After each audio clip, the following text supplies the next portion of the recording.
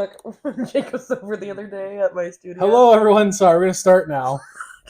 Before you go into another diatribe about nothing and completely derail everything. Welcome to Chef's Table. I'm the Chef Mike, and I have here this time someone I've known for probably too long at this point. 20 plus years? Not quite 20 plus years. We're not that old. We are. No, we're not. 35. No, you're come? 35. I am not 35. But when did you come? High school, you asshole. Probably around 13. Yeah, so 20 plus years. We are that old. No, you asked me the first part. I was answering. Continue. I don't even know, actually. I was just making up a number. Okay. Let's try to make it through this. Let's try to get through this. So yeah, I've known you for a long time. Let's just say that you and Jeff, who's been part of the us before, Jeff was got a little excited because I got him to do his little geeky show us all your gadgets and toys and stuff. Nice. I love that for him. I can't do that same with you though, because I might get banned for the toys that you have. So I can't do the same with you. Discussion advised. It's not my problem. This is not the platform. If it was Joystick, perhaps, which is apparently that one's an adult streaming platform. Sign me up. So I know Sally Nightmare uses that one sometimes for her stuff, and I didn't know what that site was. And then I went there, I'm like, oh, well, I don't want to watch this. Sounds very vanilla. Depending on which one you're watching. Okay. Depending who you're watching. Okay. Yeah, because apparently some of them I've researched this, is it just an adult platform, and some people are playing games while also using a Lush at the same time, or it could be so regular to however, but obviously there's a limit to even that site, so I don't know because I didn't look too much into it. All right. But I know there's a lot of race. So Joystick, if you guys want to watch live porn and gaming at the same time. That sounds amazing. Because Twitch had this thing where it's ambiguous. It was ambiguous what you could do. Mm-hmm. So there'd be girls a woman named Amaranth who did ASMR, but it was mostly just her in a bra licking things. Okay. On a microphone piece to make licking noises. Oh, I got that part. Yeah. So I guess Twitch started cracking down on that more. So sites like Joystick started taking off to basically encourage it. Yeah. All right, got to do some research. Go down that little rabbit hole. So when did we first meet? When was the first time we met? Oh my god, I don't even remember. I don't even remember the initial introduction or anything. It was a bygone era. It wasn't one of the parties or anything like that, was it? You know what? It might have been, honestly. We've gone to so many parties that it's or it could have been drama. It could have been behind the scenes. It could have been drama because you're older. Yeah, and I took drama class with you a couple times, so. Yeah, I'm sorry for that. Why? There's very interesting classes we've had. Yeah, exactly. I don't know how we didn't get kicked out or suspended. I don't know. We had a supply teacher for a bit, yes. Mr. Lepp. Yep. And he just let you say whatever you wanted. Yep. As long as it was in the script. Wasn't his first name James or Jim? I don't fucking know, but I knew he was a college professor that was filling in. Yeah. So he didn't care. Yeah. And we had as long as it was in the script, we could just say whatever we wanted. Yep. So I had a raunchy one. I had one that was cursing in it. I remember. I can't remember who it was, if it was a monologue or whatever, but I remember doing a skit, and it was Billy Talent song. I can't remember, but I had my skateboard Shannon doll from when I was a kid, and made her all gothic, cut off her hair and stuff, and George! Did some kind of dramatic get out of the garbage piece with that. I can hear you. Let your dogs be. Yeah, make a mess in front of the door. Cool. Well, that's what you were doing. I'm so sorry. I revoke my comment. He was eating out of the garbage. Oh.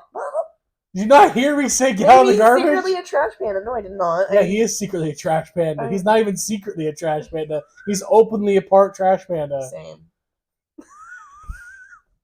I mean, you do have the black and white going on there. I know. I gotta touch up my hair. Let's not get into that.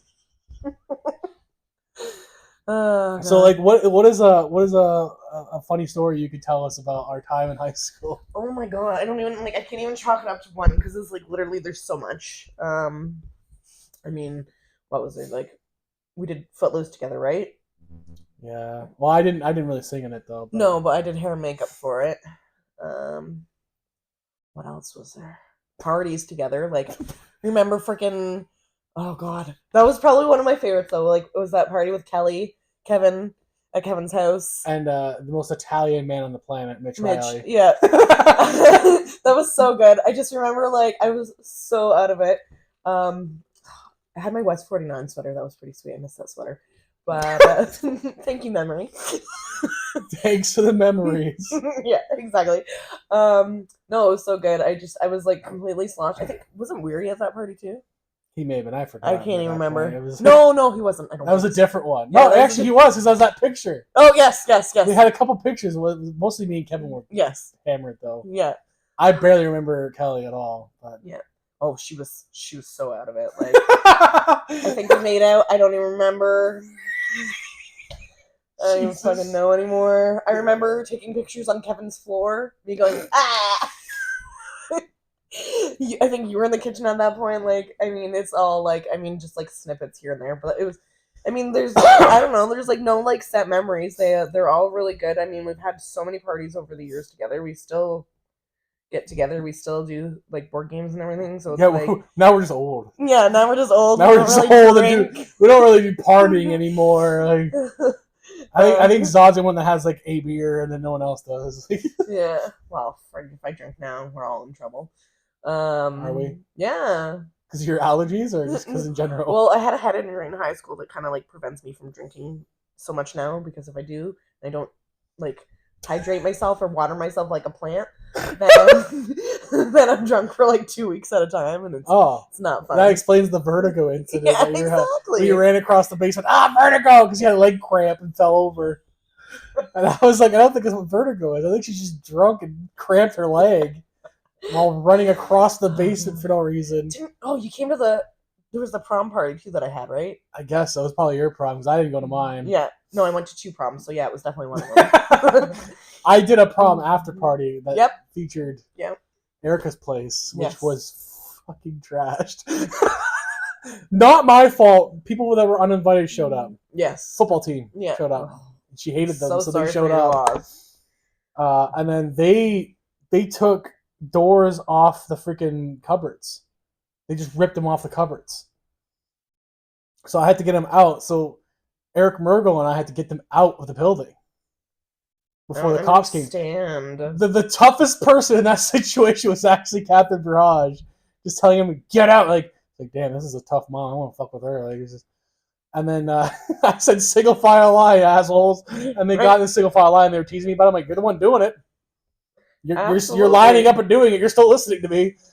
I don't understand people. You can get completely sloshed and still keep things where they need to be. I just kicked them out. I didn't even care how they got home. Yeah. None of them drove because we lived in the city. Who the fuck drives?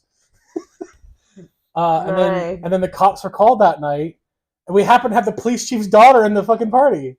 Didn't even go to our school. We had no idea where she came from. But she went out. She's like, "I got this." And we're like, "Who the fuck is this girl?" And she walks out and then tells them everything's okay. We'll keep it down. And then they drive off. And then I think it was Jesse Nichols told me like, "Oh yeah, she's the police chief's daughter." I'm like, how did she even get here? That's the thing, right? With living in the city, like we have various connections of all different kinds of people, and well, yeah, because like rival schools are not really rival schools when there's a party involved. Oh, yeah. So we would always have Donovan and O'Neill joining all the time. Yeah. It was Eastdale, Donovan, O'Neill, and then the Catholic school did not come ever. Because that was the only true rivalry that stayed around. Yeah. The Catholic school did not involve themselves in what we were doing ever. Sorry, but Catholic school sums it up enough as is. So in Durham, yes. In Durham, that's where the problem kids went. Exactly. They weren't Catholic, my ass. Well, because Jesus had to fix them. We won't get too religiously here, but yeah, don't get me on that one. We'll be here for a while. So what was your so you did drama pretty much as long as I did. Oh yeah, like I mean, if like I mean when I like initially started, like I did it. If I like summed up, I mean, of course, like when you're in elementary school, it counts, but it doesn't count. But I did like 11 years in total, roughly, like from when I took it and then took it as Wow. an elective and stuff like that. And, I didn't have it in college to do because I did environmental sciences, so it didn't have that. yeah. Um, so I had to do other shit instead. I had to do psychology instead. So I took a lot of psychology, which probably explains a lot about me. I took a lot of psychology because I did child psychology in high school. Yeah. Because my hours I did Norman G. Powers. Okay. I was a TA for kindergartners. Mm-hmm. Which those kindergartners now are the same age as like Stop. Michaela. I don't even want to hear that. Isn't that scary That's though? terrible. I don't even want Isn't to hear that scary? They're like literally in their 20s. Because I was like 17 when it happened. Shut up. It's been 17 years. No, we haven't even aged. It's fine. We haven't even aged. Those kids are older than Liam now. Oh. Those kindergarten kids that I taught. Stop. Anybody like as soon as somebody's like, "Oh, I was born after like 1999," I'm like, no. I'm a millennial. Those what year? 99. Fuck you. You're not. Yeah, those years don't even exist. Those years, like anybody after like 2000, like okay, of course, like I have a baby that was born in 2018, so obviously not a baby, but like like my baby. But like when people are like, "Oh yeah, like I was born in like 2005," I'm like, no, the fuck you were not. Like I can't even. Well, Keely's like 14 in December. Yeah, I know. She's been on here a couple times. She's done Life is Strange on stream before. She's done Sims when she was like 9, and I was watching her, and then she's doing the most heinous shit on Sims. I'm like, oh my god, this 9-year-old is like imprisoning a child because she doesn't want it anymore. Yeah, I was like, this is messed up. Let them swim around the pool for a few hours. She did that. And then she take on the diving board and ladder. She sped up the time, and then closed in the space. I was like, "What are you doing?" She's like, "They won't let me move. I can't grab him, Uncle Mike. I can't grab him." I'm like, "You're lying to me." She's like, "No." And then meanwhile, in the chat's like, she's a damn murderer in the chat. I'm sorry. So that was the last time she streamed that year. If you have played Sims and you haven't killed a Sim, are you even really playing? That's what Lux told me too. Lux, who's one of my head moderators, told me like, you're not playing Sims if you don't murder somebody. Exactly. I'm like, I don't know why you do that on purpose. How do you think I have any ounce of sanity left in my full-blown reality? Because you do. Because I killed my Sims. You murder Sims, and then you feel exactly. better. Yeah. I mean, when I was talking to someone, can't remember their screen name, so we're just gonna say someone. We were talking about like head in a box, and it's like, yep, that sounds like something I would do. This is odd. Yeah. I can't freaking remember her screen name. She's trying to not say his name. She doesn't know screen names, even though I've repeatedly told her what they were. God, I'm like, I don't know how this Discord thing works. Like, I show her repeatedly, and she doesn't fucking know. You sound like the old lady in the group, and you're not. Yeti's still older than us. I am the old lady in the group. It's fine. But Yeti's still older than us. I know. But he's childlike on the inside. Yeah, see, I'm not. I have a very old soul. If you can bring out the child in me, if you can make me laugh, if you can like make me so you need someone to bring out your child. Yeah, for real. Like I am so serious sometimes, and then I'm like, you can make me laugh, then we're done. We're good. For real. What was your favorite production doing drama? Like, what was the favorite thing you did? Well, I mean, I did like a lot of behind the scenes, but for like actual like theater production, but like, I mean, I don't know. Like, I mean, I like anything that like kind of has like a serious role intertwined, but it has to be like funny. I remember it was before my time of like being there, but they did like a play I'll never forget. It was called like The Insanity of Mary Gerard. And, okay. And it was about like a girl that had like multiple like I don't remember if it was like multiple personalities or like just like if she was like schizophrenic or what. But like I just remember like going through and there was like different actors like playing like different like characters and like there was like an inner child like really young and like kind of creepy and then there was like older and like psychotic, like there was a bunch. So something like that like really hit home. But I like anything that like has like a serious role but also has a twist on it. I remember one day I showed up for I didn't get the part, but I was so mad though because Erica, Oh God. yeah, so that's probably what started my hate. Oh no. All right. I helped coach her. She like wanted to get a part, and it was like she didn't know how to like be upset. Wait, she was auditioning for stuff? Yeah, she didn't know how to like. Never mentioned that before. Yeah, ever. she didn't know how to like be upset. She didn't know how to be angry. So I was like teaching her, like I was coaching her. I'm like, this is how you do it. Like you just have to really tap into it. And she fucking got the part. And I dressed up. And then like I mean, I like to get in character. I like to be fucking weird. Like I am a weirdo through and To through. be fair, it doesn't take a Latina much to get upset. No, that's true. So this is true. But for me, like, I just remember like wearing this like dress that I had for like when I was like probably like I'm gonna say like 10 years old, maybe 8 Okay. years old, and I still fit in it somehow. Bless be, because I have no fucking idea. I'm not a tiny child by any means, or grown ass adult now. Anyway, Well, but I wore this dress and it was like 1990s, like frilly, like had the frills. You know those like cute little like yeah, white yeah. socks that have the frills on Yeah. it, like those kind of matching. Yeah. This dress was like that, and it was like this like almost like diarrhea, like brownie green color, and I wore it, and I auditioned so hard, but because I couldn't sing, I didn't fucking get the part. That's the thing. Like I And could it's only like- do so much because I Yeah, didn't really sing, exactly. and I could not dance. But you're funny, But you know, the thing is too. and you're This is the era of fat guy humor. Our high school time. yeah, Jonah Hill and Seth Rogen took over the scene back Yeah. then, and modern musicals took back over too. At the same time, High School Musical was popular. Hairspray Yeah. and Footloose all came back in the zeitgeist. yes, yeah. Grease even came back around that time too. I love Grease. Two of those didn't get remade, but they just came back Yeah. and they were big.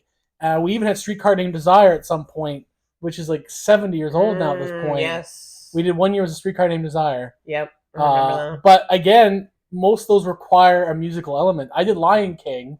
that. I was Pumbaa, I know. but I had the least singing ability role, Yeah. so I didn't require singing. Yeah. But put the fat guy in Goofy Pig outfit, and so like by 12th grade, I wanted to not do the comedy role anymore. Yeah. So I did the more serious shit, and people got more serious than me at that point Yeah. because I No, worked with 100%. like girls like Haley Gray, who were Yeah. a very talented actress. Oh, she's amazing. I got to work with them, or Daniel Wiltshire, who's an Yeah. incredible Shakespearean style actor. Yeah. Ryan Smith, who was really funny but wanted to do serious shit too. And there was this one kid who was a couple years younger than us. He was like miles and miles above us. He could do any play. Oh, I know. You remember who he was? I don't remember his I name. can't remember his name, But you know what I'm talking about. Like he's this tall guy. Yep. And he was just phenomenal in everything he was in. He Yeah. was only in 9th grade.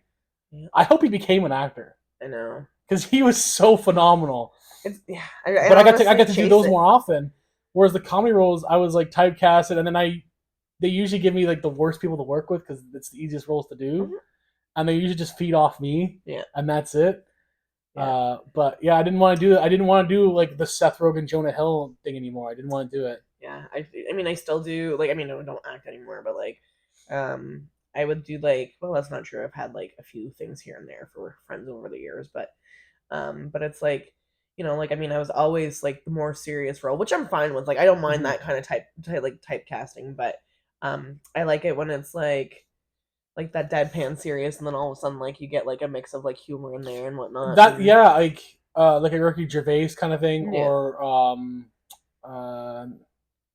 like a Seinfeld.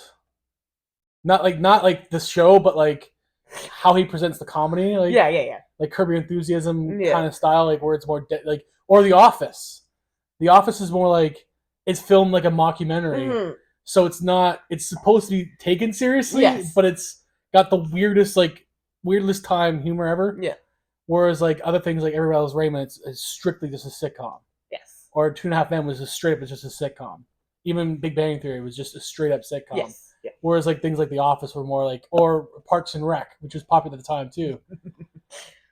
That was like, it was basically an Office ripoff, but it had the same like humor. It got guys like Chris Pratt. into a Yeah, big- that's true. he was the perfect actor for that kind of role. Yeah. And that's his comedy, was that deadpan, out of nowhere line. Yeah. That was his thing. Whereas Ryan Reynolds was more like this. Yeah.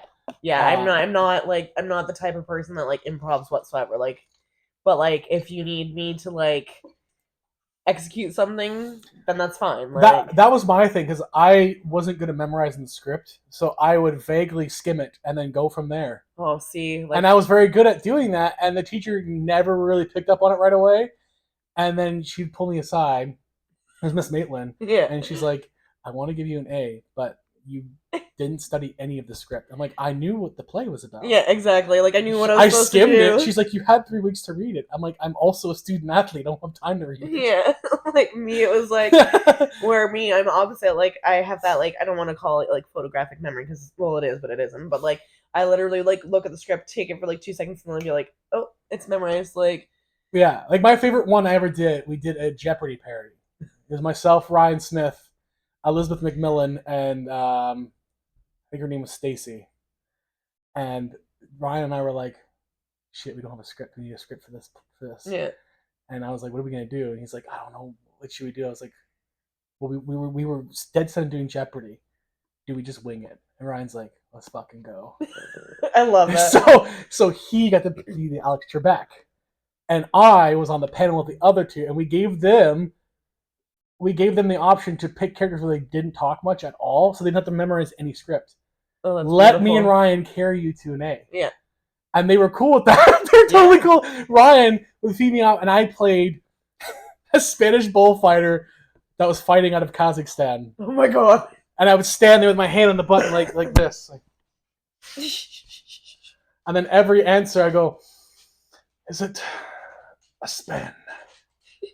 And he's like, no, it's the answer's never going to be Spain. Like it's never, and we just kept playing it off like that, and That's funny. it was great, and that was completely improv, and we got the A's. We could have gotten more credit if we had a script written, and I said, don't blame the girls for that. Give them the Yeah. extra credit because Ryan and I were supposed to write it for them, and all they did was physical. Yeah. So Stacy had this thing. She had drumsticks, and she hit one so hard it bounced into the crowd Oh, that's funny. and almost took Daniel Wiltshire's eye out. Oops. And then Ryan was like, "That's okay. We have a 3D portion of our show." And he said it like straight face, like, "There's a 3D portion of the show. We should have warned you ahead of time. We apologize." And we just kept rolling with it. I love it. I love it. And we just nailed it. And it was good. It was one of the most fun things I ever had. And the other one I did was the serious one I did was when we were doing a scene. I was doing it with 3 of the girls, like 3 of the better drama actors. Yeah. I played like the disgruntled dad, and we're driving in a car. I think I remember that one. Yeah, and it was really funny, but it was also like I was dead serious. Because you were sitting on the chairs, right, when you were doing Yeah, it? and I was like, I was in the remember flannels, and like Yep. I had like a beard and mustache thing going on, and then Haley was playing the mom, and had the 2 annoying girls in the back arguing. Yeah. And I was like, "Enough! Get out of the car!" And I was like, really getting into it, and then my mom thought it was great. And then my mom was like, "I know who exactly you were trying to do." And my dad's like, "Yeah, Archie Bunker." And my mom was like, "No, he was doing you. He was channeling you in the car." I was like, 100%. He's like, "No." But I was like, "He was not." My mom was like, "He wore your jacket. Like, how much more? He purposely selected your clothes to go on stage with because he wanted to look like his dad because that's who he was channeling." I'm like, "Yeah, I was going for my dad, 100%." He thought I was being Archie Bunker. I'm like, "Yeah, Dad, I made a 50s reference in the middle in front of a bunch of kindergartners." Yeah. Exactly. Definitely channeling that. It would have been good. I didn't think of that. Yeah, Jesus. And there was another time I did we had to do music videos, like fake music videos. I worked with Brandon McNeil and Kylie Houston, and we had to do Avril Lavigne, Girlfriend. Is that how long ago that song came out? Yeah. Stop. So I had to Uh, play one of the other girls. Because we were like, how are we gonna do this music video? Because like Brandon has to play like the playboy. It's like trying to steal one of the girls away. crazy. But we didn't have one of the girls. We only had one. We only have Kylie. Kylie was supposed to be Avril in that situation. So what the fuck are we gonna do? That's so funny. And that was really funny too. So I basically had like I went to a thrift store and found like the oldest old lady moo thing I could wear. So Stop like it. the most unappealing person you could find for this. Right. And that was the one that that was the one I was stealing Brandon away. I mean, it's perfect. Because we were like, "Oh, Kylie's great because she's like smaller and she can get her hair done a certain way and she could look more like Avril." Yeah. And then he has like the typical 2000s boy look. Yeah, exactly. I'm just here, so we have to figure out what I'm going to do with me. So we had to come up with that. That's funny. I love And that. I'm in the back. We're in the back of my house, and my neighbors are watching me with this fucking dress on. I should have waited till the day of to wear that dress. You should. Because the neighbors were definitely questioning. This is the 2000s, guys. This is not an open time to be anything but straight. It really wasn't. No. It was still in everyone's mind in media to make fun of that. Yeah. So I wasn't trying to make fun of that. I was just trying to play a female role straight up like a woman because we didn't have another girl. But it looked like to the neighbors that we were doing a cross-dressing scene, which back then was not a thing that we did at all. Yes. So, but it was really fun. I had a lot of fun with that. Don't let me distract. Yeah. Continue. That whole thing drained her social battery entirely. And now she hates me, wants to go home. And that is the end of the show already. Like, that's it. Game over. She's fucking done. Okay, it is a cute pin though. Like, look at that. Yeah. She has a social battery pin. So that I know that she's had enough when it gets to red. It's almost there already. Listen, it's been a day. It's been a fucking 4 years apparently. I didn't think you could do that with like a social battery pin. Just like, I'm going to show people this. And now you get to walk around and then do that with people now. Yeah. So you didn't start off with holistic stuff. You started with something else first. Yes, I did start off with holistic stuff. You did? Yeah. So. Okay. Because I thought it was the funeral directing stuff first. Oh god, yeah. So yeah, first it was funeral directing, and if you want to get into that, we can. I've got so many freaking stories. It depends on everybody's like level of like what they can handle. But how did you get to that point and then go back to holistic then? Like, because you were dead set on one thing and then switched for it. Sure. So like long story without getting too into it because it wasn't always like a. It's not when I left funeral services. Mm-hmm. It was very traumatic. We won't get into it because it's like something that needs to be like. It's a trigger warning. Yeah. But anyway, so when I got into funeral services, I mean, I've always been like the type of person like I love helping people. Like that is my love language through and through. I love as much as I hate people, I love people. No, seriously, like I am the most antisocial social person. We both are. It's the funny thing. It's so true. Like if you're in my circle, you're in there for a reason. I keep it very tight. Like Yeti and Zod are definitely way more antisocial than we are, and yet we're all kind of the same kind of people. Yeah. But you and I were forced to more socialize. It's because of our drama background. We were forced. 100%. We were forced to get out of our social norms. Yeah, exactly. And now we're like, well, I guess we'll fucking do it. Yeah. Now it's like 65% like fucking rehearsed and like. For real. But anyway, so funeral services, I got into it. I've always known that I was like supposed to help people. Really felt like that was my calling because like initially, like when I started, like I did go to school for aesthetics first. Mm-hmm. Because I was like, oh well, in like funeral services, you're gonna need that like makeup and everything. You're gonna want to know like your skin and everything. Like, so it was like still like when I was in aesthetics, it was either that or like funeral services, or I was gonna do special effects. So that would have been cool. Yeah. So like I've always been into that, but I was like, ooh, do I really want to like stay in the city? Because like when I went to school, I was at Loyalist. Yeah, you have to go to Toronto or Vancouver. Exactly. Right? Yeah. So I was like, do I really want to be in the city? Where like with funeral services, like I can literally go anywhere in Ontario because like when you're licensed in that province. Right? Yeah. So I got into funeral services, and there was like some aspects that I absolutely loved, like any of like the science, the anatomy, the physiology, like. Doing the hair and the makeup, I absolutely loved, like the embalming. So, like, bodies never bothered you? Though. No. Death. I was actually afraid of death for a while. And I think that was like part of like what anchored me and was like, okay, like I'm gonna get over my fear. Yeah. And like help people, and you don't disassociate because like I mean, like it's like a light switch. Like obviously, like you still care and everything.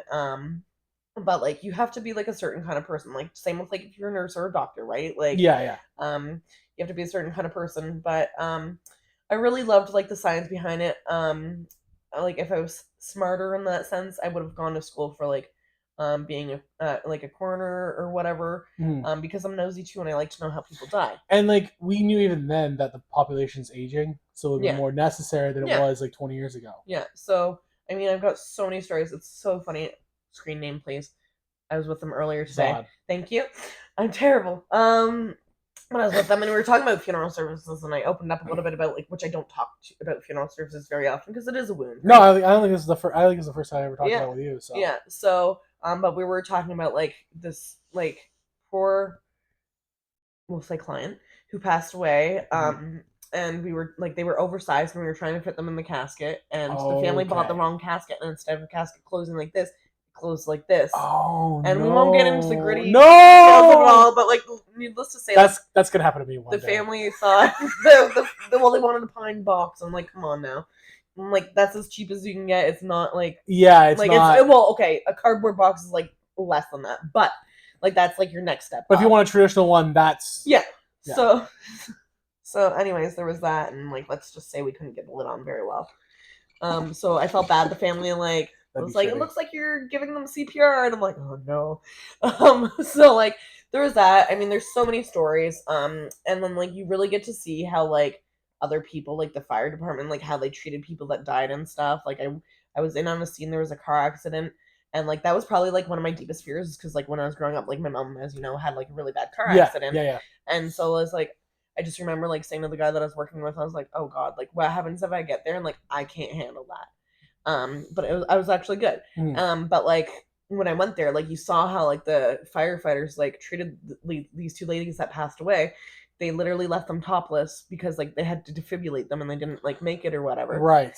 But it's like you pull up on that scene, and like that's what you see, right? So it's like, just stuff like that. Like you have to like kind of like disassociate, but at the same time you still have to be present and everything. So there's that. So is that one of the reasons why you stopped doing it? Is it eventually became too much, or No, it never became too much. It was actually the living that like more so took me out of it. No, seriously. Yeah, no, I get it. I get it. It was the guy who I worked for. Very fucked, like to say the least, and nothing to do with me, like me personally. I mean, there was that, but we won't get into that. No, we won't But, go like- too deep into it. It's all But right. like, he would steal jewelry. He would steal like people's medication, like after they passed. Is that a common thing, or is it just this one particular person? I don't know how common it was, because I only like ever did like him and then like another couple Okay. co-ops. I'm curious how common it Yeah. actually is. Oh yeah, like I mean, if I Like, could write like books, like the like stories I could tell. yeah, like do people that work there as like just regular setup people, like do they do that kind of stuff? Like who I knows? don't know, but like I know he had like somebody who was embalming who wasn't legally supposed to be embalming. Like, oh yeah, like and like the thing is like the funeral service is like the board, like the niche of it, like the industry is so beyond fucked, because like it's so niche, first of all, and I get it. There's like hundreds of funeral homes in Ontario, but it's still very niche. Like it's a very niche. It's like, still very niche industry, yeah. right? But like with that being said, everybody knew everybody, and it's like, I mean, I went to the board, and you basically like were fucked if you couldn't find yourself a replacement. Like they were like, that's on you. So like I was like, They were stuck with the guy they had. so like I was begging to get out and like move, and they're like, yeah, we can't help you. And then like I reported him to the cops and everything, but he was friends with the cops, so it was just really fucking sketchy. So I just ended up one day, I fucking left him, and I was so happy. I was like, fuck you, man, because like I walked out, and like he had you know me, I'm a peaceful person for the most part. For the most part. But like I walked out, and like I got my mom to come pick me up because like shit went down. Yeah. And so I left him, and there was like, I think like at the time like 3 bodies that needed to be embalmed. He had to go all the way from like Kawartha, like Lakes area, all the way to Toronto and back to do a removal. 2.5, 3 hours. Yeah. And he, like, it was just me and him that day, and I was like, fuck you, man, I'm out. And I fucking pieced out. Like I was like, bye. He's by himself with 3 bodies. Yep. I'm like, I don't care. Like if that probably took him like 8 hours. Yeah, I was like, if that's a big fuck you, like I'm giving it to you right now. So I mean, there's obviously stuff that I miss about the industry, like and like I mean, I'm a very weird person, and I'm a very like visual person, so like sometimes unfortunately like I'll be talking to somebody and be like, oh, this is X marks the spot, this is how they get embalmed. It's like, because it's like, like you like, I mean, they're dead, you couldn't possibly make it worse. Oh, I meant like the living. Oh, the living. Oh Jesus. I'm talking to somebody and be like, oh, your artery's right here. Oh, this is where the scalpel goes. You ever play the game Grim Fandango? No. There is a scene where they like had to use the embalming fluid to get something. Yeah. I love the smell of embalming fluid, as weird as that is. It's like that clean, like, I don't know. It's like That's actually the first job my parents had as a couple. They worked at a Nice. funeral home together, and I love my that for them. my dad did embalming. This is in Sudbury. Stop. This is in Oh my Sudbury. god, we should have a chat with him sometime. I'm curious if they know anyone that stole jewelry too, or Yeah. maybe they did. Well, that's what I know. mean. Like, it's freaking like But pills and stuff. and that was like probably 40 years ago Yeah. now. Oh god, this was Almost. like what, 15 years ago? That Yeah. this So happened with me. yeah. So like this must have been almost like 35, 40 years ago for them Maybe at this a little point. less, yeah. But so originally for like holistics, that's what I started in, was like funeral services. I was like, yeah, this is what I'm gonna do. I love to actually have a cousin that's still in it, but she's like out of the province doing it. And she was in it, got out in it again, and she loves it. Now, I mean, another thing that probably took me out of it wasn't even like the job itself. It was the fact that like I like the funeral industry. I don't know if it's gotten any better because again, I don't It's really been keep like up. 15 years. Yeah. But like, it would, I shit you not, it would be no big deal if you worked like 18-hour days and like you got a half an hour break. Wow. Yeah, like I remember one time I was so mad. We were doing I mean at the time, like I mean I never like passed being a student, but like as an intern at the time, Yeah. with this guy, and I remember like we were doing a visitation, and I was like, it was like an afternoon one, and then we had an evening one, and I was like, I was supposed to get lunch, and I was like, can I wait 5 minutes? And we got busy doing something, and he's like, oh no, like you're done, and I fucking did like an 18-hour day, got no break, nothing, like, and then what? So is it just lack of people doing the job? I don't know. I don't know if it's like this in the city, but like I mean, when you're out in the country, like you have to do everything. In the city, they'd have people that would like do removal services. Where if you're out in Right. the country, like you're doing every aspect of the job. You're being So that adds coffee the hours bitch, to it. you're doing the removal, you're doing the visitations, like everything. And there's like you and like one other person, and then maybe like some part-time volunteers kind of thing, or like some part-time people. Pardon me. But yeah. So there's this one time, um, I ended up dropping a body in front of the family, and it was not my fault. So the guy that I was with, the director, did not lock the fucking gurney, and like the stretcher, no! and I like went to go walk out with my foot, and I didn't react, and the family, like I profusely apologized. Like, what the fuck are you gonna do? I profusely apologized to the family, and they, bless them, we're very thankful I did that because I was the only one that did it, and he didn't do it, and he like wouldn't apologize, and he lost his shit on me, and I didn't know what like a narcissist was back then, but like I know now, and he was freaking. I know now. Oh, trust me, I know now. But like I've had my fair share. But he made me write an essay on why I deserve to be a funeral director. So you know what this bitch did? I fucking wrote it in the style of Breakfast Club. And I literally wrote down the definition of like funeral and student and this and that. Give us the breakfast. I did.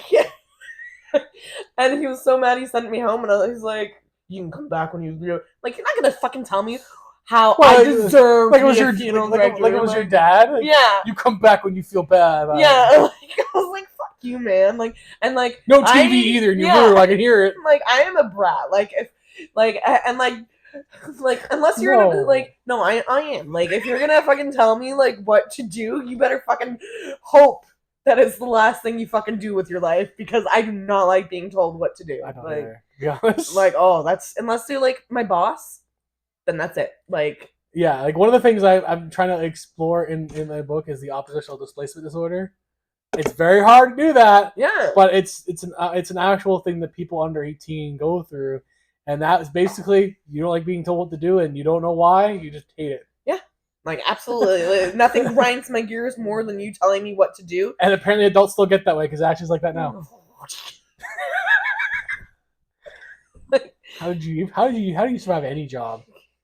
Well, that's different. I mean, at least right now I get a paycheck and I have to feed family. Yeah, like right now I'm in a treatment room with like just me and my clients, and that's it. And that's true. That's the best way to do it, because if they can't tell me what, I mean they can, but like they're not gonna tell me what to do. I'm like, if you think you can do my job better for me, get on the table. Do you think that's one of the reasons why you did the pivot? Because like then you have less people to worry about. So when I finished up funeral services, when I started my next my entrepreneurship, I always knew like I was gonna do something entrepreneurial. I had teachers in funeral services tell me they're like, I don't know what you're gonna do, but you're gonna be a big boss one day, and you're gonna like. He knew back then I didn't like being told what to do, and in my embalming class when we were doing our practical, I was like orchestrating, like telling people what to do. One of the fucking kids passed out, and that's like basically like if you pass out, like you're done. Like they will. Yeah, because like you're not. you might not be able to stomach you're for not it. meant for like the program, right? Well, it's the same with like and it's very selective. It's the same with like paramedics and stuff like that. Yeah. It's like if you can't stomach blood, you're not gonna be able to do this job. Like I mean, fuck. I've been covered in everything. I've looked at everything. I've seen. You would have to get used to it, or you can't do it. Yeah, Like, and I mean, I've never knock on wood passed out or anything. But I mean, like I've always like been close to death, like growing up. Like I mean, like I've had family members die in front of me several times. Like I've came close to death myself a few times, more than I like to admit. And you know, like I mean, it's just something that like I've come accustomed to, unfortunately, and like even like my mom even came very close to death. So it's like well, because of the accident could yeah, have gone really. So it's like you know, and then like I said in high school, that big head injury. Like I was in the hospital, I think like 4 months, pretty close to it, maybe a little bit less, but like, and I mean, I still have residual effects from it. So it's like, yeah, I mean, it happens. Yeah. Like, so, but anyway, so like I said, when I started entrepreneurship, like I knew I was meant to. I went to the holistic side of things, like, I don't even know really where it started. I guess like I'm like, pagan. I'm not like religious by any means. Fuck that. No offense towards anybody. Not for me. But like I've always been into like witchy things. Like I've always like when with like I've never been like like let me take that medication. Like if I'm dying from a migraine, then yeah, I'll take something. But like I have to be like, you know, like I have to. You rather be lucid. Yeah, like and so I had friends like ask me like, oh, can you make this for me, and then I just turned it into a business. So like I got into like the things of like making like sacred smoking blends. So like pretty much like blends that can like help with like your lungs or like your nervous system or getting you high essentially or calming you down without being THC and stuff like that. Right. So I did a lot of those. I've done like when I got really into it, like I lead women's retreats as a guest leader, and I've done like sacred high tea where you like you drink like a tea that like basically like makes you more aware of yourself, and then you journal about it. So like meditation and everything, I've done that. Is that with like chaga and stuff like that? Yeah, so like different like I mean I didn't have that in my blend, but like it had like mushroom like mushroom root in it. Sorry, marshmallow root. I can't even talk. Mullein leaf. Like St. John's wort, so stuff that would work with like the nervous system, stuff that would help like absorb like excess moisture in your lungs. Note to Ashley, take some of that. You know, just stuff like that. And then we would journal, we would like do breathing techniques and everything. So I've done that. And I still like lead retreats and stuff like that. But yeah, so like I knew I wanted to help people. So I got into like the herbal side of things. And then I started studying herbalism. And then when I was studying it, it was like a little bit more sciencey than I thought, and like not the sciencey that I like, more of like the chemistry behind it. Yeah. And I'm like, fuck that. So science, you would say, does validate a lot of the holistic stuff. 100%, like 100%. Like there's so much behind it. Like they talk about like finding like cures for cancer and stuff like that. They talk about like oh gosh, like there's like you can take like cayenne pepper for like high blood pressure. Okay. You can like find mullein leaf outside in a obviously in a good safe area to find it, and you can like smoke it or you can drink it as a tea, and it's gonna help with like expanding your lungs, like making them stronger. So all this actually, like, you've seen it actually help people. Yes, and yeah, you use absolutely. it yourself, and it's helped you immensely too. 100%, yeah. I mean, I've taken I got COVID, whether you believe it or not, and I was taking like an herbal supplement. I didn't make it, but I was taking it, and like even my like naturopath was like, if you weren't taking this, like you would have been in the hospital with like your dad and your sister too, and they were in ICU with it on oxygen, and like because your sister had an issue with COVID too, right? Yeah. So it's like so yeah, I've seen it help people. I mean, I had a naturopath. Like I was sick almost my entire life. I mean, I still have it. It's not ever gonna go away. No. But I've had problems with like my stomach, my liver, that kind of thing, like my entire life. and it really developed in high school, like to the point where I was like missing like I was gonna say because like weeks and stuff of high school. I don't remember much of it because like even the allergy Yeah. thing we didn't know much about it. Yeah, exactly. And so now I have 9 food allergies. Does any of that help your food allergies too at all, or? Yeah, like I mean, if I eat like a cleaner diet, yeah, but like who doesn't love food? I know I'm not supposed to eat like anything that's like fatty acids because it'll activate my acid in the stomach. Yeah. But then I like to eat, so Yeah. but I like pizza and it has tomato sauce on it. But yeah, so anyway, so I got into like that side of things, but it was like too sciencey, and I love science, like I love anatomy and physiology and biology, but those are my niches for science. Like that's what I like studying. I don't like the chemistry, I don't like the physics, that side of things, and it was like really getting into like that kind of stuff, and I was like, no, thank you. Like I don't care like how like the herb compounds and stuff are, and like I get it is important, but I'm not going to be a naturopath. Like, so, like for example, like Andrew knew more of that kind of stuff because that's what he studied, and it'd be interesting to see like that dynamic of that too, because you were doing more of a naturalistic how it works, whereas what he was doing was more like really down to the nitty gritty bits of it, which I don't give a shit about as long as it's very difficult. It's like baking. You have to follow an exact way of doing things. It will not work 100%. Or it's false or whatever else. Yeah. Well, it's like when you make the smoking ones, it's like you have to have the top note, the middle note, the bottom note. You have to add in fillers. You have to add in like bulks. You have to, like all different kinds of stuff. If you want to add like top notes of like rose in there, so it has like more of like a sweeter kind of floral flavor to it, then you have to add that in there, or just stuff like that. Or like same with if you were to make like a tea or like a tincture. And like the cool part of it before I really got into it, I'm very like, whether you believe it or not, I'm very intuitive. So like I would make blends and I'd be like, I don't know why I'm adding this in there, and then I'd look up afterward and be like, so that's why I'm adding it in there. Like it actually serves this purpose because the elements are all connected. Exactly. And individually it doesn't work, but it has to go together. Yeah. So I got into that, and then I was like, oh, this is too strong for me, and like I felt it, but it wasn't quite my calling.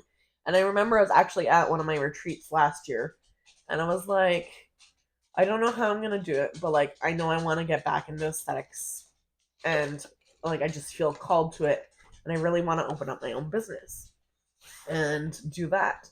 And man, so I went and we were working together at the bakery. Yeah. And I'm very sorry for allowing that to happen to you. It's fine. I loved it, but I hated it at the same time because I'm not going to name names, but there were some people. No, well, the same names are affecting a different person now, so. Yeah, like, and I feel bad for trading places with her, basically.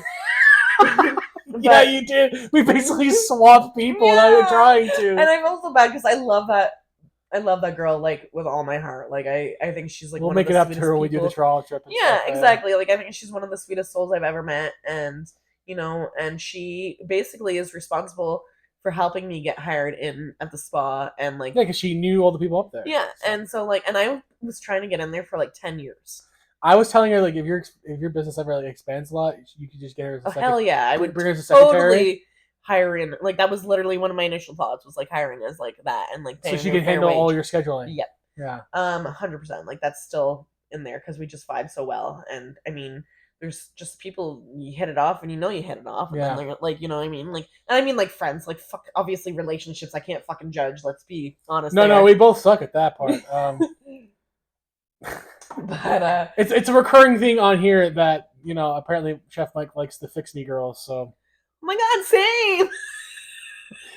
Apparently, it's both worked out badly for us. And fix me boys. Apparently, let's not fucking go there.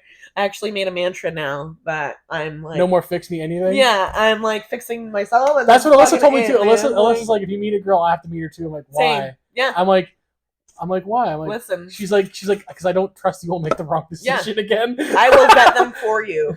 And whoever I'm dating next better fucking write an essay and like give me their like criminal reference check, because my ex-husband had 36 criminal charges. What? I'm sure the girl I meet will appreciate 2 other women judging them and for the other guy. I don't fucking care what they think, but I will be there fucking. To be fair, jealousy would be a red flag anyway. So if they're upset with that, then it's probably a red flag. It's me. Like, what are we gonna get jealous about? It's me. Like, I am very It low happens, key though. vibe. We had even at work where it's like, oh, have you guys ever been together? No, it's been like 20 years and nothing's ever happened.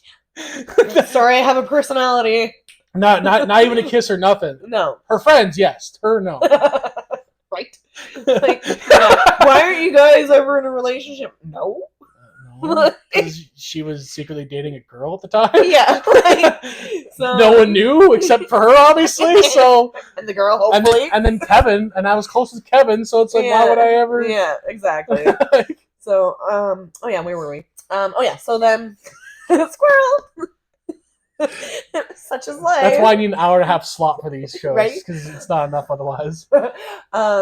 So yeah, so then I got into aesthetics and like because of her at the spa and I like I said I was trying to get in there for 10 years and it's a very like hoity-toity place, like oh yeah, and they want like because they're paying more than the average in the area.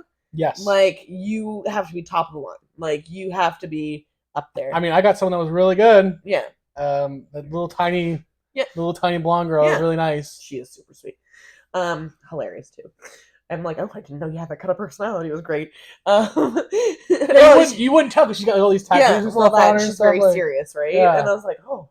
But anyway, yeah. So like, it to be like in this spa, you have to like you're very like hoity-toity. You have to be like the best of the best. And like at first, like I was like it was hard because like they gave me when I was doing my interview, I had my interview with the boss. Like I had to do a practical on the boss.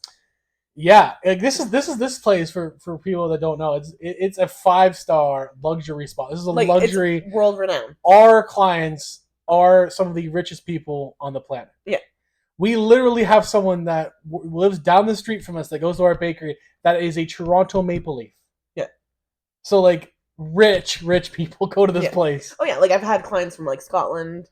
Yeah, like you name it, a lot of Americans come up, like a ton. Yeah, like I said, like athletes. We've had athletes come by, like people, Ottawa, Toronto, like you name it. Lawyers, authors, like high-end lawyers. We've had a couple high-end lawyers coming in. And, like, I've had movie stars, TV, like like it's crazy. Celebrities, like celebrities from like shows growing up on like sitcoms and stuff and dramas from like when we were growing up, like Canadian shows and stuff like that, like. And we're not like we're sworn in a secrecy too, so like I can't just drop names. You can't say who it is, especially on here. Oh yeah, like we've had one of the top celebrities in the world, like who's really popular right now. Yes. With people in general, females, gays, like whatever. Yeah. LGBT community. And she's dating a football player, I think it is. Yes, she's literally come by and like dropped randomly into the bakery. We're like, okay, and we have to help her with that, but. Literally the biggest name possible, basically. Yeah, pretty much, yeah. But anyway, so but apparently she's very nice, by the way. Yes. Very nice lady. But yeah, so like we've had that. But like knock on wood, like when I first started, I got a couple of like complaints, and like some of it was like as silly as like, oh, I accidentally tucked like a fitted sheet into your toes by accident, and like as soon as I realized, it's a dark human room. error. Like you're working with a salt lamp, like that is your lighting. Like I didn't know until I did the day spa how it actually is, and I had apparently the worst room to be in. It's the one in the hallway, so you always hear things going by. Yeah. So I got the actual full experience with one of the best people doing it on me, and you can't see shit if you're working on that person. So I can see how you make a mistake on that. Yeah, exactly. So. And like it's human error. Like I'm not gonna purposely tuck sheets in between your toes. But these people spend so much money and they just get whatever they want. Yeah. So that was like one of my strikes against me, and like so I get it, like whatever. But like I haven't gotten like a complaint since. And knock on wood, like the other day, my last treatment, my client was like, "Oh, you like literally transported me into like another dimension," and I was like. That is so sweet. Wow. So it's like, or like you have, like I always hear like you have magic hands, and like it's just my vibe. Like I don't even know how to like explain it. Like you don't think you're like necessarily more skilled than anyone else. No, but like well, except for facials, like forget that. Like I will toot my own horn. Like apparently Zod and Jeff have both appreciated it. That's Indian head massage. Okay, but so that's not even like my top tier treatment. But like I did like facials the other day for like that client. Like I had somebody who has been going to our place for 17 years getting facials, and she said I gave her the best she's ever had. And she's been there for like almost the beginning of the spa. Yeah. Oh yeah. So it's like, like I mean, I'm gonna toot my own horn there, but it's like I don't know how to explain it. Like when I'm in that treatment room, it doesn't matter if I'm in my studio room, like by myself, like doing like my own business doing it, or if I'm in like the treatment room there. It's like that's my sanctuary too. Like when I'm giving you a treatment, like it is filling my cup too. So it's like, like for Todd. Yes. Yeah, I remembered. I they helped me the other day with like training, and Jeff swears by your Indian head I massage because he's know. bald too, so he Yeah. loves it. So, well, Zod now is like, if like Yeti ever invited me to go to a spa, like I would just be like, let's get in the car and go. So I'm like, yes. Yeah, like, because you literally had Yeti on one of your advertising things. Yeah. So like for Zod, like that was his first treatment ever, and like he was like, oh, I melted into it. Like nothing calms me very often, but that did. And that's what you want to hear. You want to hear like clients that have never done it before too. Exactly. Because you want to see how it feels for someone, a recurring client, and someone who's never done it before. Yeah. But it's like that's my magic, right? Like that's my medicine. Like if I can give that gift to you, then like that fills my cup too. And there's nothing that like replaces that. And like, I mean, yes, I think when I'm in the treatment room, unfortunately it's one thought right now. But her social battery. But it's no, it's not my social battery. But it's like one reoccurring thought right now. Unfortunately, they always fucking. We get random thoughts all the time. Yeah. Things, But anyway, but like when I'm in that treatment room, it doesn't matter. Like I'm not angry. I'm not upset. Like even in my worst days, I'm like, this is a good day. Like, and like nothing. Am I doing something wrong? No, go ahead. Oh, okay. Like what? But like I mean, it's just like that is my piece as well, and like you can like I don't know, but like when I do facials, that's a whole other ball game. Like I mean, I will toot my own horn there, like horn there. Like it's like I blow people out of water, and I'm extremely like grateful. Like I mean, I know how good I am, but I also who doesn't love hearing how good they are or what they do. You know what I mean? Like doesn't matter if it's a hobby. Yeah, I guess. If it's... Some people are not very good at taking compliments, as you know. But maybe sitting next to you right now. I know, but I will always have your back. You need a compliment, I will cheer you on. I'm not very good at taking them. I know. Even when it comes in my book, which apparently you cannot wait to keep reading. So okay, well, which is a good sign. Yes, it's a very good sign. I know. I finished that like the last. Chapter I was like, shit. So she took way too quick. Because like last time, I'm like, oh, I have like a week or two. Yeah, no. The last one I was this one's like I sent to you that night, and the next morning I'm like, fuck, she's done. But it's getting like I mean, not that it wasn't like good from the beginning, but it's like I read that chapter and I was like, no. Well, the like, idea is that you hook them at the beginning, and then you have to keep it riding up. Yes, exactly. But you don't want to like get to like sometimes I find Tolkien or George R. R. Martin will kind of stay way too long at something, right? And then something like you can't do that either. Well, see, we have different writing styles, right? Like I usually write short or I write factual, right? Yeah, like, I don't really know what mine would be listed as. Yeah, like a memoir almost. It's almost almost memoir style, but it's not a memoir. Yeah, where mine is like I've written for magazines, I've written for like blogs, like for like more like obviously like nonfiction stuff or like business based or whatever. Yeah. But I also like do freehand writing. I've done. I do poetry. What else? I do short stories. Unfortunately, there's a lot right now. Oh, actually, you know what? Okay, so someone said this is how I ended up watching this fucking show for research. By the way, Alyssa said it was more like a Gossip Girl style. Like, what the fuck's Gossip Girl? And then I got into that fucking rabbit hole of Gossip Girl for research. And then I watched more than I wanted to. I finished the whole season. I was like, I didn't want to keep watching, but I was too invested. So I had to finish at least the first season. I was like, well, now I'm too invested. And I guess it's kind of like that style too, where it's like you're basically writing a gossip column. Yeah. And basically what I'm doing is I'm gossiping on myself. Yeah, exactly. But like, side note, Blair, you either want to be with her or be her, and you can't quite tell which one it is. Fuck that. I don't want anywhere near that. No, bitch. I love Blair, but like her fashion sense. And I'll be right back because I drank too much of that freaking.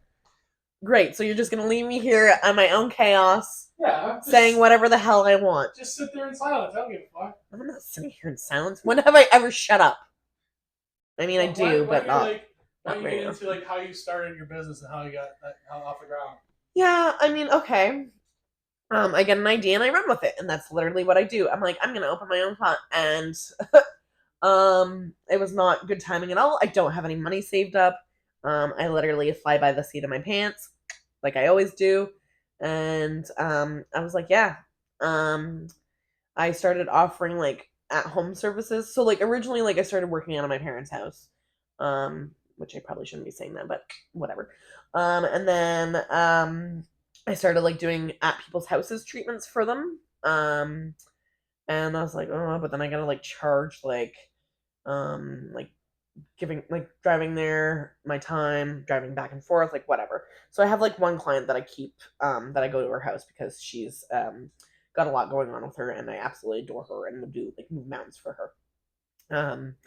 But I was like people were asking and I was like, you know what? And like I know so like I mean where I work for full time is already like kind of holistic, but like I wanted free range of like what I could do. And not a lot of people offer what I do in the area. Not a people like I will you want a facial massage, like I am your girl. I will knock it out of the ballpark every time and I make sure that I'm constantly like updating those skills. Um but anyway, so I differentiate a lot in like lymphatic drainage, which is good for like toxin Okay. removal. Um, it's good for like inflammation. It's good for fluid retention in the body. It's good for like sluggish energy, that kind of thing. Um, so I like specialize in that, especially in facials, but also lymphatic drainage itself, which is funny because like I thought when I was like getting like bigger into it right now that like my facials would be like my bread and butter, but it's actually like my lymphatic drainage. Um, and knock on wood, like I mean, I sent you the proof this month. Even though what's October, August, September, October. It's my third month in business, and I just surpassed of making like $1,000. So would you say you're in the profit margin right now, or are you still kind of like still pretty like I mean pretty close. that's pretty good for 3 months though? Yeah, Because and because usually your first year you're going to be down a lot. yeah, and I mean don't get me wrong. Like I mean I don't have any. Like I was just telling them I don't have any like savings or anything like that. Like I fly by the seat of my pants because why wouldn't I? I literally got the idea and started running with it. Like I don't fucking care. Yeah, I mean that's what I've always done.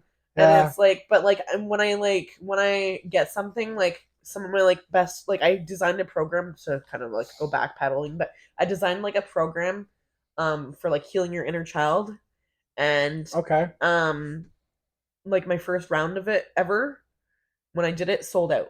And Oh, it's like I came up with the idea in like 10 minutes and just started jotting it down and like how it was going to happen and like what would it have. I fucking when I was doing one of my retreats, I was just laughing and telling one of my friends, my first retreat when I did my high tea ceremony, I was literally designing the program the night before I did the class, okay. like the program. And it's like, like I mean, I just get the idea and I run with it. And sometimes it's like right before I have to do it.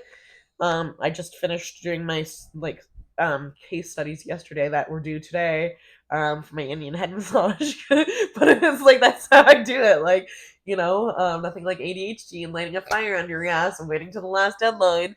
But Man, that business is going to be like crossing the fingers every time you. but like that's what serves me best, right?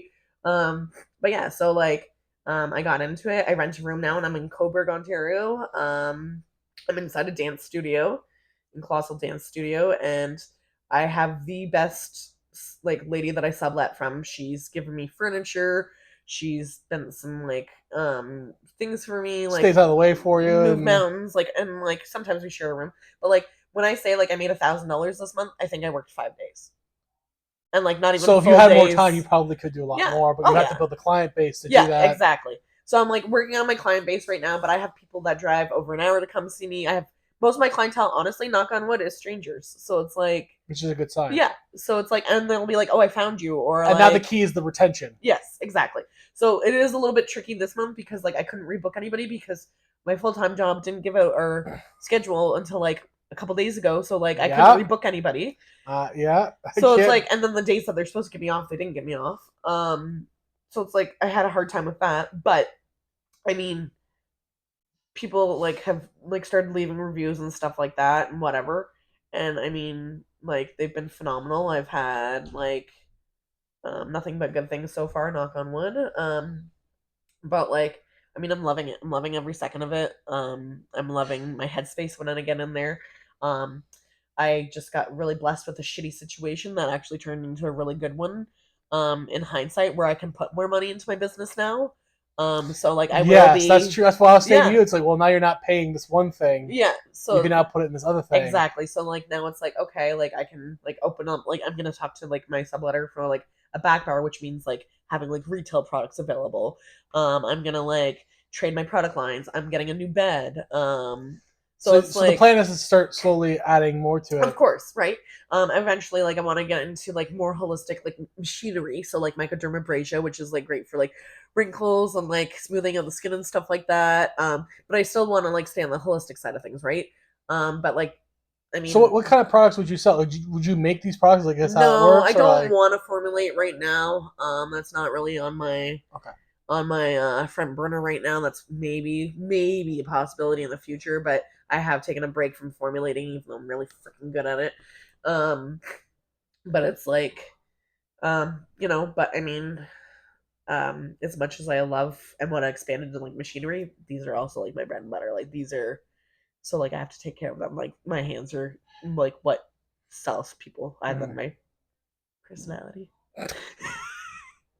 or lack thereof. I'm not really sure. Like that's I make this joke to my sister who owns a tattoo shop, and I'm like, how did you even get people to even go there? And it's because Joe's got the personality. Well, that's It's the thing, because it's right? because her brother. It's because my brother-in-law has the personality. My sister's more like the goth girl in the corner that does the Yeah, scheduling. I mean, I wouldn't say I have the personality, but like I mean, when it comes to work, like when it comes to my aesthetics, like I have the personality for that. Like, but like I also like you come in my room and it's a judgment free zone. Like I don't care what your body looks like. I don't care what you look like. I don't care what's on your Which plate. is probably the key to the entire industry at that Yeah, point, right? like I mean, you come in there and like people be like, "Oh, I didn't shave my legs," or like, or like my skin looks like this, or like I've literally had people like crying. I've talked to like to clients about like offing themselves stuff like that. And that's the Um, key to the discretion part too with certain clients. Like we were talking about, like that person probably doesn't want information about yeah, her body out in the public. exactly. So So like I mean, I've had people that are like, "Oh, watch like my estrogen patch or whatever," right? So it's like like I mean, you walk in, like you cross that barrier of the room and like forget it. Like leave everything at the door. Anything that's bothering you, like anything that's like bothering me, it's just checked out. Like and it's just a very healing space. And like for me, I differentiate not only in like my treatments itself, but like when I do soap notes, which are like your subject, your like plan, your assessment, all that. Like so yeah, that's what doctors and stuff do. Like they'll break that down for you. But I go above and beyond because like with my holistic point of view, not only do I tell you like parts of your body that are bothering you, I tell you like parts of your soul. I talk about like your emotional pain body, and your emotional pain body okay. also co-regulates with like your actual physical body. So like um for instance, like if your chest area, you have a lot of inflammation here and stuff, like you're most likely holding on to grief. Your lungs are responsible for grief. Um, Okay. lower back area is usually rooted in like your family matters, how you feel security wise and financial matters. Physical weight. Yeah, well, physical weight. But like, and your cells remember too, right? Yeah, So yeah. like, and like your lymphatic system is huge, huge, huge on like remembering things. So like, that's why I like lymphatic cancer and stuff like that, like lymphoma cancer or whatever. Um, like your cells will literally like absorb your emotions. So like, that's why some people like carry their weight, or like people, like the shoulders. Like, there's the saying like you carry the weight of the world on your shoulders. It's because your shoulders are like your responsibility. And obviously, some of your clientele believe in that too, because some people, like you said, they're very important people, so they feel that pressure, and they want to go somewhere to help relieve the pressure in a Exactly. way that'll do it without being too medicinal about it. Yeah. So it's like I guess that's how I But you like can claim it on your differentiate. insurance and be like, So they can't claim me on their no. insurance. But But they can go to like the spot that we work at and yes, do it yes, there. they can do that there. They can't claim me. I'm not a registered massage therapist, even though I've been told a million times that I should be because of my pressure.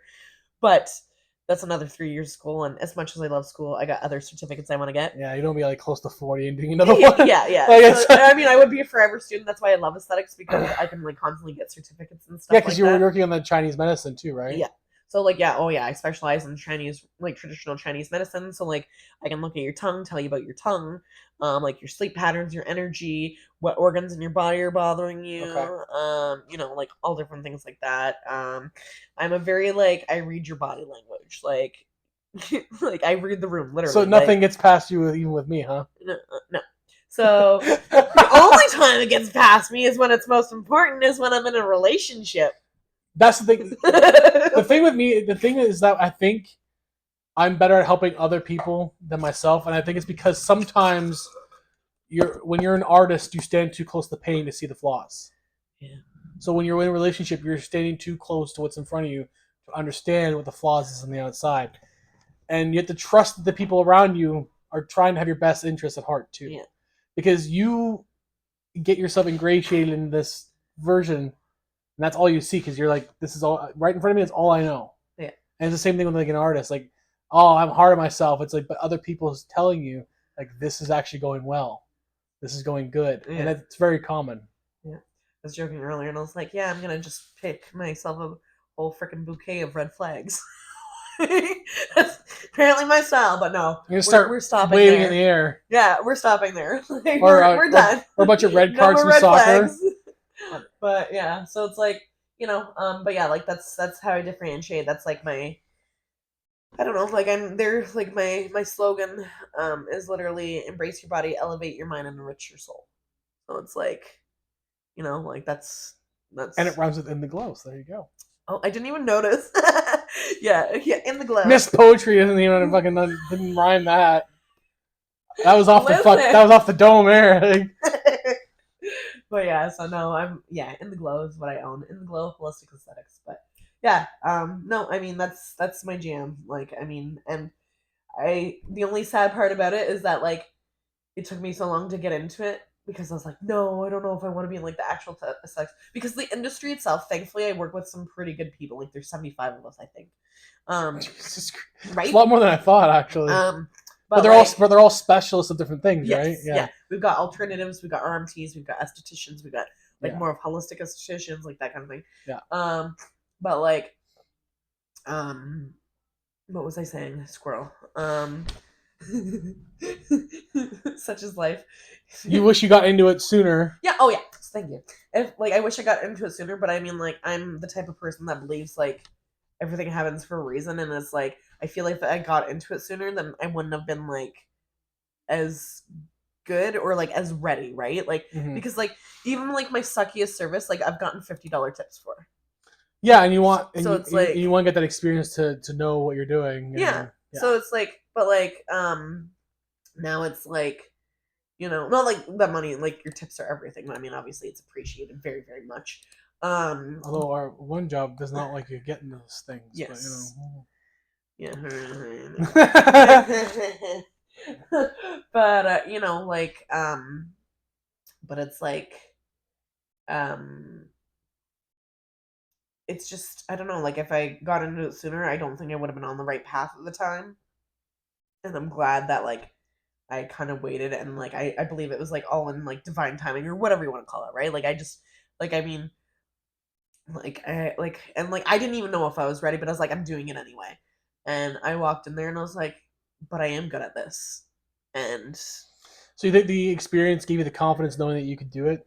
yeah, like and so like working at the full time, because like literally like that full time where I am right now is like the most I've had like directly in like treatment room. So like in like less than a year I've become like one of the tops in like facials and stuff like that. And I mean don't get me wrong, like I've worked at like through my parents' house, I've done like clients at their house and stuff like that, but like this is the most I've ever steadily been in the industry. I mean like, don't get me wrong, I have like 8 years experience, but with that being said, like But you work at a place that has like 200 people there a day. yeah, like I mean I get 7 8 clients, well we'll say 7 6 or 7 on average. Hopefully I never get 8. Well, because they're like That's a lot. 90 treatments, 45-minute treatments, and I mean it is a lot, especially when you have like 15 minutes in between to clean up, sanitize, like go get your like next client, like all that, right? Yeah. where like in my place I vowed, because like I want them to have like that slow burn feeling, and that connection. I don't want to take more than 5 clients a day, like, and I've had 4 clients like max so far a day, kind of And thing. that's sustainable if you can do that full time. Yeah, like, oh yeah, for sure. Like, I mean, I'm not a math person, but I am a money person, and So if you do that and I'm a 4 to number 5 days a person. week, Yeah. you're good. Oh yeah, like I'm capping it off. Like I'm doing 4 days a week, like here on out for my life. Like that's my goal, is 4 days a week.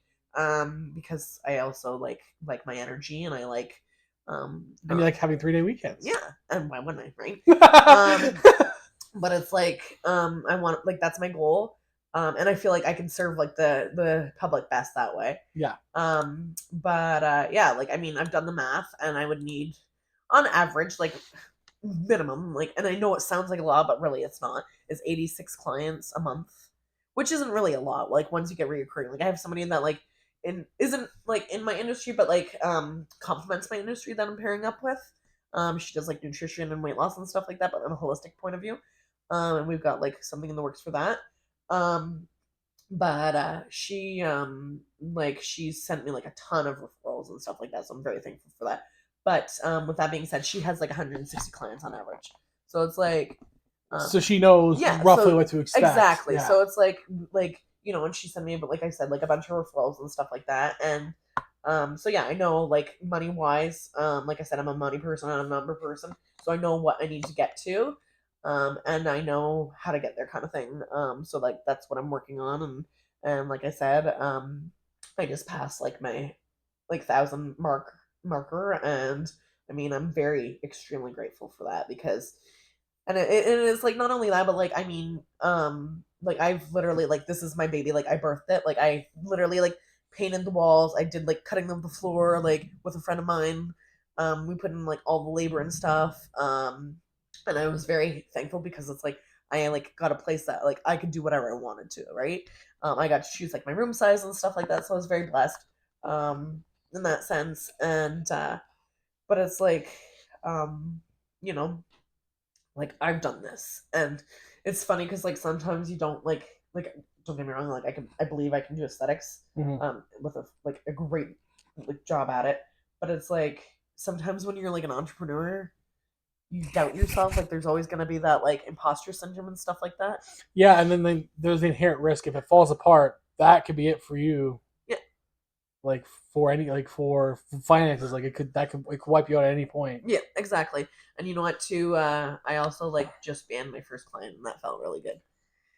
Well, okay, so let me explain. Okay. So I got a message the other day from a guy, and not to like paint all males in a bad light, because they're not. Like, I've got some pretty great people in my life that are males. Yeah, it sounds pretty good. Anyway, I was pointing at you, but thank you. No, I mean Yeti, Jeff, like I love those guys. But and they become very important in such a short time too. Where you've been around for a while, and I've been around for a while. Jeff and I have been around for forever. So yeah, oh, God, yeah.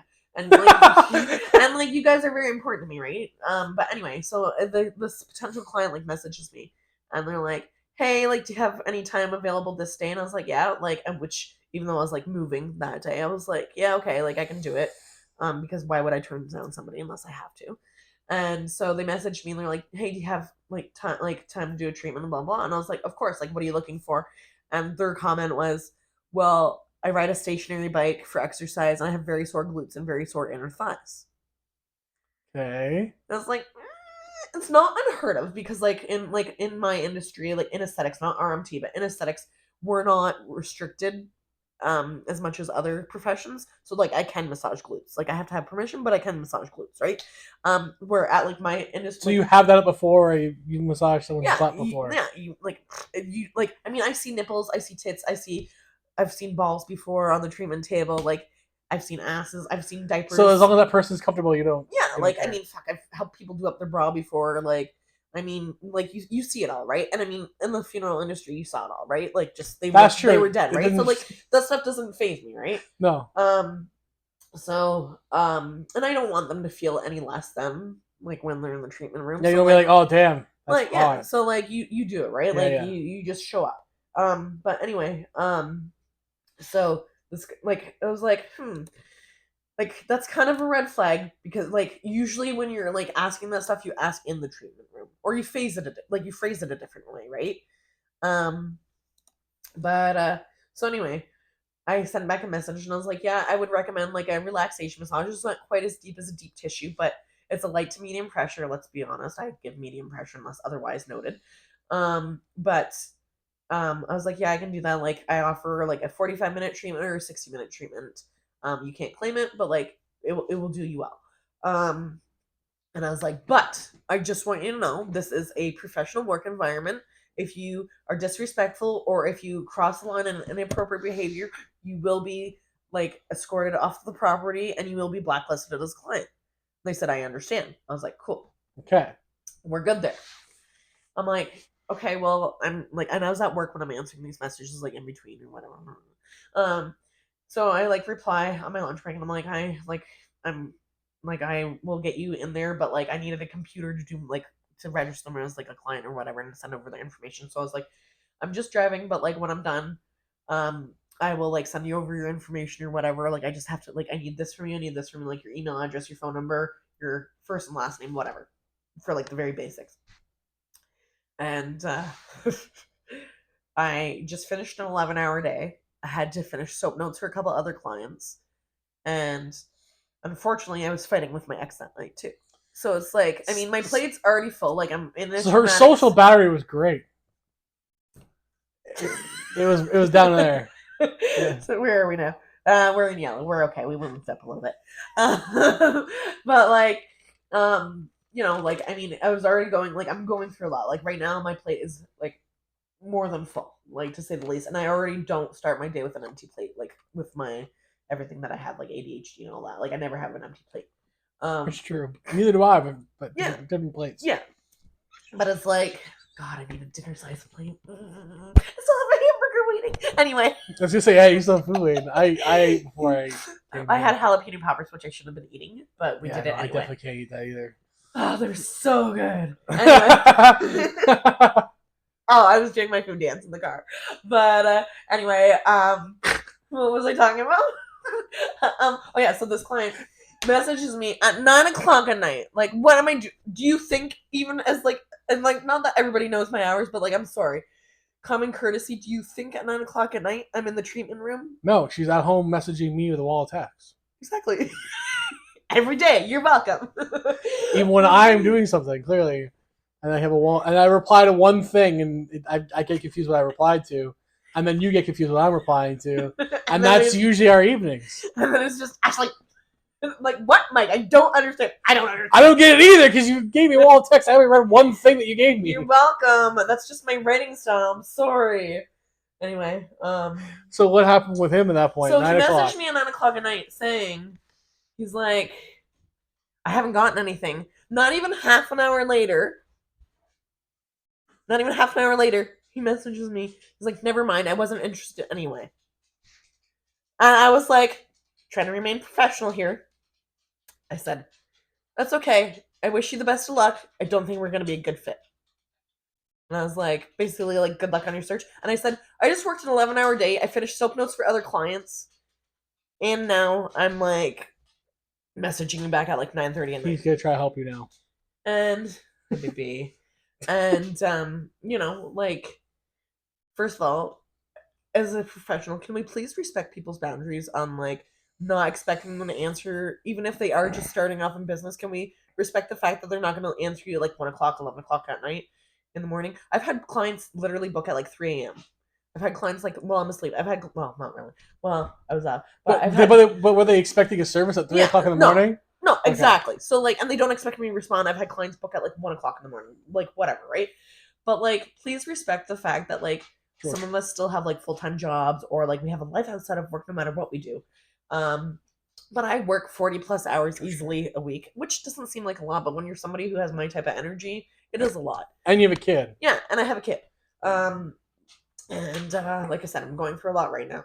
But I mean, so I like literally like blocked them from booking and I blocked them from texting me. And it's like I don't even know if they were like a real potential client or if they like knew like my ex or something like that. because like that's where my mind goes, right? Mhm. Like, but it's like, you know, but it felt good, and normally I'd be like, oh, I feel bad, like blah, blah, blah. But no, fuck no, that's my boundary. And if you can't respect who I am, if you can't respect like the fact that like I'm giving you a treatment and it's gonna be amazing, but like you need to respect the fact that like this is a room that like it's professional. Like it doesn't matter. Like I was talking to Zod about like professionalism and like how you don't cross the line and whatever. But I expect you as a client to not Yeah, cross the line either, exactly. right? Yeah, yeah. But it's like I said, I've seen all types of body parts, and I'm not there to judge you. But if you think you're coming in for a happy ending, you're in the wrong fucking place. Let me tell you. The only kind of happy ending you're giving is me getting a tip and you fucking off.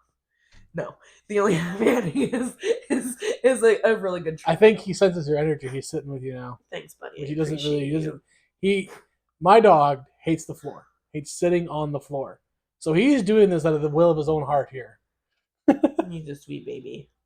Oh, Also, don't. I'm out of liquid. Both my cups are empty. Well, we're almost done here anyway. So I am. But anyway, yeah. So I went on a whole tangent, but you know, I didn't think I was. that's this whole thing. Was the whole tangent? It's about you. No, It was. It's about you. I know, but anyway, so yeah, so it's I mean, I'm just starting off in my own space, but I absolutely love it. So are you willing to like work with other people too, like other companies to help grow each other's businesses? Like how do you? Oh yeah. Like So networking it. And... yeah, I love networking. I like even when I go to like lead my women's retreats, a lot of them are all business owners or like entrepreneurs of some sort.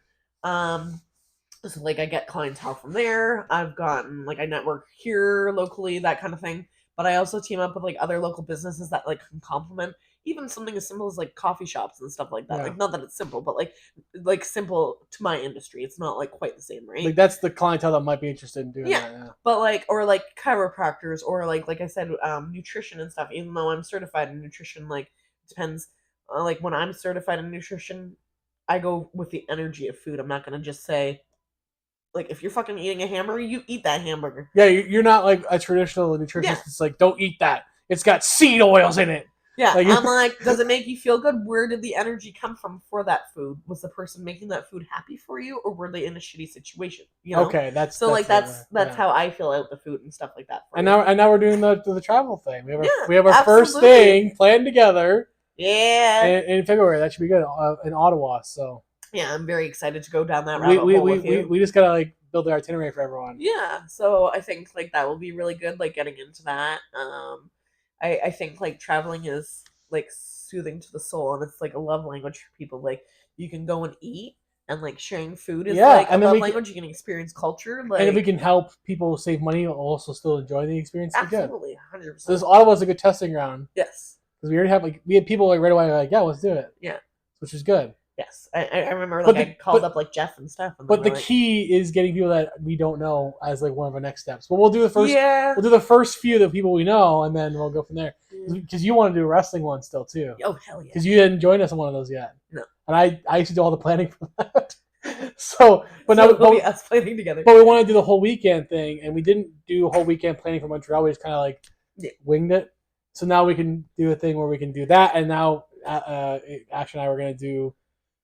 That as well. So traveling, you got your esthetician stuff now, and that's hopefully gonna go really well for you. I think it's good. It's already started really well. Yeah. So the next thing for you is just kind of expanding your current space. Are you looking at getting a bigger one eventually too? I think eventually. Like, but then you'll need another person to also work in that place. Yeah, I have like a really sweet spot right now, like I was saying, because like we're actually getting a sauna put in soon too. So that will be really nice. So like people can use that when they're like waiting on treatments or like the dance studio parents, like they can come in and use it. Sorry, I'm having an allergy issue. It's because of you, George. Yeah, but who doesn't love dogs? But anyway, yeah. So it's like I have a sweet spot there, but yeah, probably eventually, like I would like to like rent my own space. And I can see like me like adopting like an intern or like co-op or like student or like whatever. Would you do it like kind of like a tattoo place where you rent out another space to them? Probably, but like I mean it depends because like I also like working independently and I don't like I like to be the boss. Like I wouldn't want that's what I'm saying. Like if you get a building like my sister does and sublet your rooms, and Yeah. you're still in control of what's going on in that Yeah. building. But like eventually, but I mean, my first goal is making $5,000 months, which should be. And then you'll worry about the pretty- expanding part. Yeah, exactly. But I mean, like the nice thing is, like I have no cap. The only thing I have to worry about is, like I'm in like a smaller city, but I mean it's proven well so far, and I mean like people come from surrounding areas. Well, too, the thing is, so- like with Coburg and Grafton, those are places that people from the city go to all yes, the time. yeah, That's so- where they go to for their getaways that are not far away. Yeah. Before they go to their cottages in like Kingston. Yeah. Basically. or Halberton or wherever, right? Yeah. Cortez. Because we've seen a bunch moving in, like I mentioned, like the hockey player, he just moved in, and he spent like so much money already on things because he had a certain diet. Yeah. Being an athlete, and he's a diabetic athlete that's also has to be gluten free. Yeah. So he's got a very restrictive diet, and he happened to live near a place that has a bakery that can do all that for him. Yeah. So for him it was a big deal, and we don't go out there and go, hey, this person's here. Yeah. Come find him. Yeah. Which is funny because people have come in and not recognize him. It's hilarious. He looks like his dad. But right, like that's not a giveaway. Yeah, but I think it's just because like rich old people probably don't recognize him. Yeah. He's just some buff kid in waiting the line. Yeah. And he will wait in the back like, oh, you guys are busy. I'll wait. Yeah. He'll get out of line and they're like, oh, I'll wait. Yeah.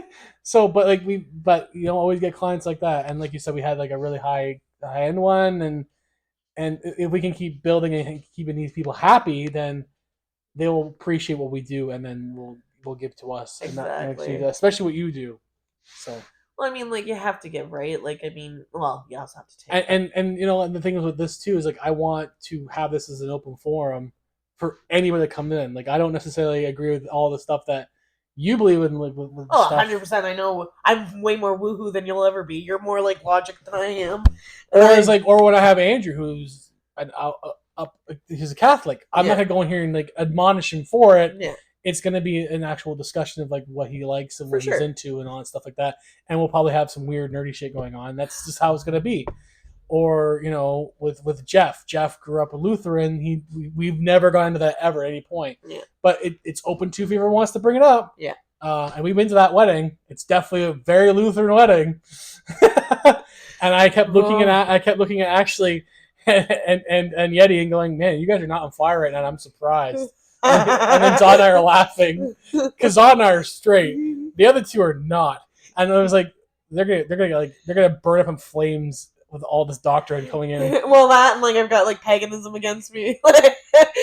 And the fact that Jeff's wedding song was the Red Wedding from Game of Thrones was like, oh my god. That was great. Which is like literally the biggest murder scene in the series. Yeah. It was great. Oh god. Like I felt so bad. I was like trying not to laugh the whole time. There was so much going on, like my freaking outfit.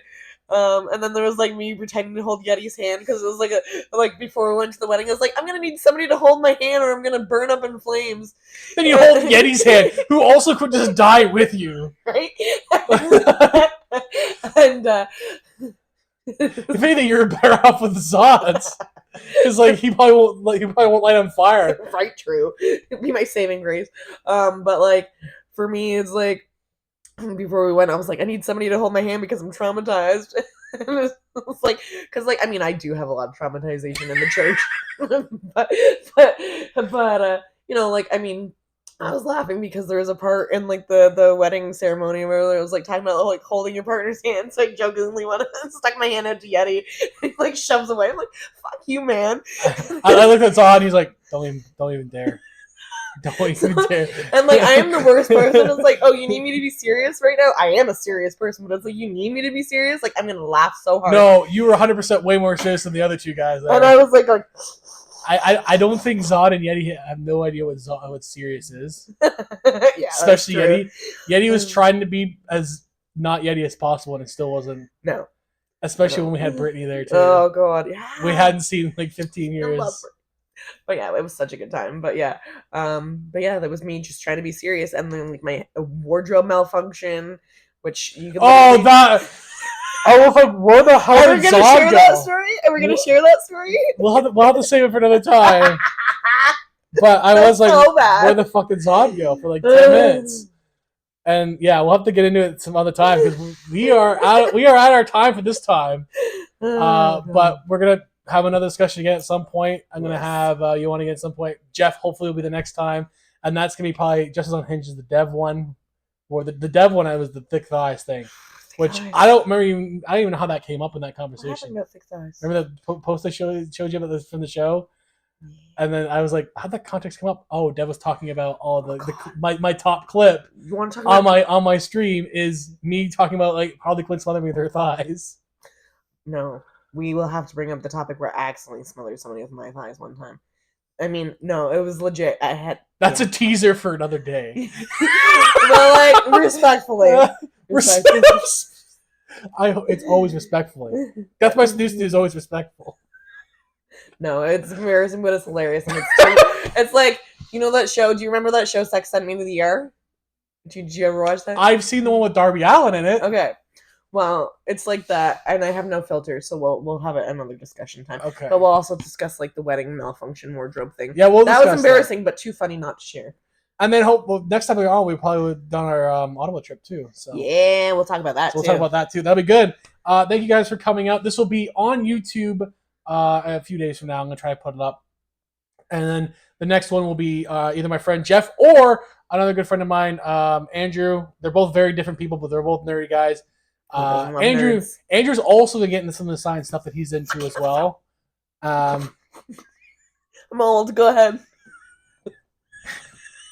You can follow this. The channel will be, if you don't know, it's going to be on. You can either check out the Screwdriver Effect for wrestling if you're a wrestling fan, or you can check out the Chef Mike on the regular channel, which also have my vlogs, which I record on this phone, and it actually turned out pretty good. And I'm gonna put some on there finally too. Amazing. So, and Ashley and I will do some food vlogging, hopefully in Ottawa. Yeah. I don't think Alyssa and Steph appreciate being on camera, so we won't put them on. Jeff does not give a shit. No. Jeff is Jeff. But I don't think his wife or Alyssa like being on it, so they won't be on if they don't want to be. But they can talk in the background or whatever. But it's fine. It'll be mostly me or her on it anyway. Yes. But no, thank you. Sorry, I just want to say thank you very quick for having me on. I really appreciate it. I love vibing with you. I think we're a good match in that sense. And plug your shit. I appreciate you having me here as a business owner as well. I appreciate. Yeah, I mean, very much so. I want to do more of that with other business opportunity people too. Yeah. I'm going to try to sit here for an hour and a half with my sister, and that's going to be very, very difficult because we don't do that. I mean, fair. I can get behind that. Preaching to the choir. We don't do that. I could probably get an hour and a half out of my niece before Rebecca. Fair enough. But check out In the Glow in Cobourg, Ontario. Try to find her online if you can. I mean, you're on Facebook too as well with that. Yeah. For the oldies, because that's honestly most of the clientele that you have is older people with money. Well, I would say like 35 plus, yeah, around there. Yeah, like people that are around your age and up that have a bit of money and then just let this what they're into. Because most young people are not into that shit. It's just the way it is. It's getting there. It's getting there because it's becoming cheaper especially for American clients. It's becoming cheaper. But we'll check you guys out next time tomorrow. If you're all here with me on Twitch right now, tomorrow, Chef Wrestling Federation Week 6 will be on. The Intergender Tournament is on. Ian Boucher and Lux teaming up for the first time. We'll see how they do. And her social battery is gone, so we're done here. No, it's not gone. We're done all here the way now. in the green, and I was like, "Why the fuck is it in the green?" It's not. Have a good night, guys. We'll see you next time.